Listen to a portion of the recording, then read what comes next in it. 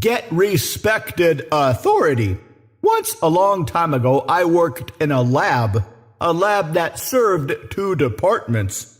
One was the research and development department to do experiments to come up with new products. The other was manufacturing. We had to do destructive testing on a certain percentage of products to verify that they operated the way they were supposed to. And this created an upper management conflict. The research and development department versus the regulatory department. The regulatory people had to make sure we were compliant with the cajillion rules and laws of the FDA. The R&D department just wanted to run experiments to see what kind of cool products we could create and sell. One side was very creative and unconstrained. The other side was follow every rule. This created an interesting turf war. Both wanted complete control over the lab. But one time the lady in charge of the regulatory part impressed me. She impressed me with her fast ninja thinking and metaphor game.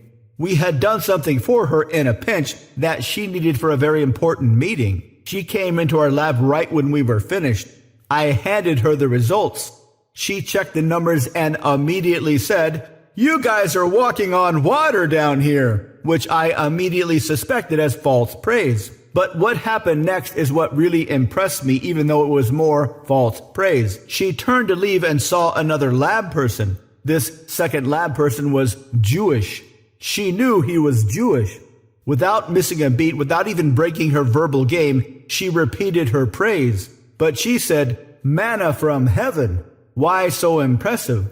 Walking on water is a metaphor from the New Testament, Jesus walking on water. Manna from heaven is a metaphor from the Old Testament, when the Jews escaped Egypt, and they found a bunch of manna from heaven that they could eat and keep escaping across the desert. Now, coming up and saying walking on water is pretty easy. It's a common metaphor and a useful way to compliment somebody's skills. But as soon as she saw a Jewish person, she immediately, and I mean immediately, used a metaphor from the Old Testament. Now, at this company, pretty much everybody didn't trust this lady. She was not a genuine leader. She was, even within her own department, recognized as purely interested in more and more power. This is how false power operates. False praise, a very subtle but effective manipulation game. Most people with power are like that today, which is why people are starved for real power, genuine power, power that derives its authority from genuine respect and admiration from the people that power serves. Develop this kind of power and you'll be admired, respected, and adored. To learn more, visit mindpersuasion.com/3x3.